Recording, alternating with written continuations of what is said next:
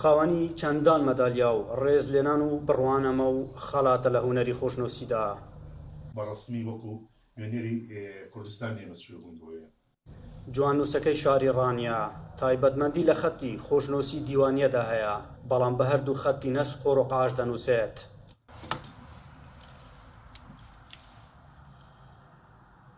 پێشبڕکێشی نێودەوڵەتی وەکو ئۆنلاین کرا لە مەسڵ، بەشداریم کردوانیم پلەی دووەم بەدەست بێنم کە زێ شانازی زۆر هینیشی بۆ من گەورە بوو، وێزگەیە بوو وەرچەرخانێک بوو بۆ من. هەرچەندە بەشداری پێشبڕکەی کەم زۆر کردووەکو نێودەوڵەتی لە سعودێ بە سەرپەرشتی بەشار ئالو لە ناو هەرێمی کوردستان، بەزی ئەم جاریان بەرەو بیمێشی باشی هەبوو، شکردنگ سەدای باشی وەکو کوردێک لە وڵاتی مسرەوە بانکێش کراین، وەکو ڕێزلێنانێک دکتۆرای فەخریشمان وەرگردو دانا کە ئەو چوارە من وەکو ستاف چوین، من و مامۆستا بەرزان و مامۆستا عومەر و مامۆستا مستەفا، مامۆستا محسینیش دەبووە پاتە بەس ئەو بەداخۆ بۆی ناڵدە سوورە. توانم ئاماژەی پێ بدەم کە ئەوانەی کە لێرە حوزوریان هەیە ئەوە هەمووی بەرەنجامی ئەو شەو نوخۆنی و ماندووبوونی خۆم و مامۆستاکانمە.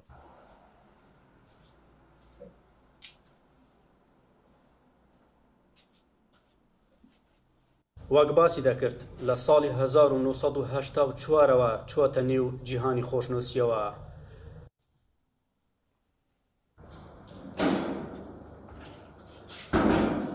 بەهۆی کرێکاریەوە خەریکە پاشناوی خۆشنووسەکە لێ دەکرێتەوە و دەبێتەوە ستا جەمال، چونکە خراپی دۆخی ژیانی ناچاری کردووە کە جاروبار بچێتە کرێکاری. بژێوی ژیانەکە ئەوە نیە وەکو پێویست نییە. تۆ سەرخێزانێکی زۆرم بەم لەوەیە و خۆم ڕۆژێکەژەوی شە نییە، ئەگەرەوە ئەم ڕۆژەوی شەشە بە باش بوو، ناچاری هانا بۆی دەبێت لەسەرەوە تەمەنەشەوە بێ ئیشی کە بکەی بۆ ئەوی بژێی. ئەوەیە تە ناچار نەبی نایی بەڕاستی، چکەم دەست و پلی پەنجەیە بۆ ئەوە نابێ بەڕاستی هەمووی دەستی خەت دەبێت نەرمونیان بێ و دەست زبر دەکانی تاسی لە هونەرەکەشم دەکە بەڕاستی، بەس ناچاریش.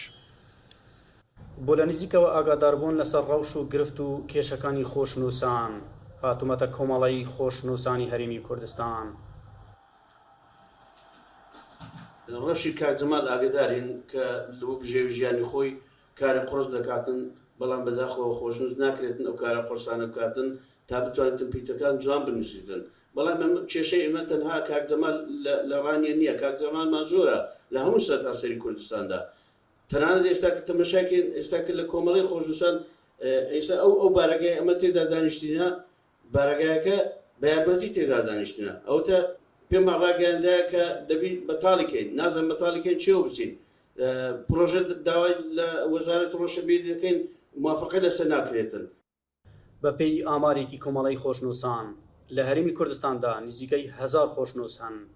تا چەند ساڵێک پێش ئێستا زۆربەی ئیشەکانی نووسینیان ئەنجام دەدا، بەڵام ئێستا بەهۆی پێشکەوتنی تەکنۆلۆژیا و چاپخانەکانەوە ئیشی ئەوان کەم بۆتەوە.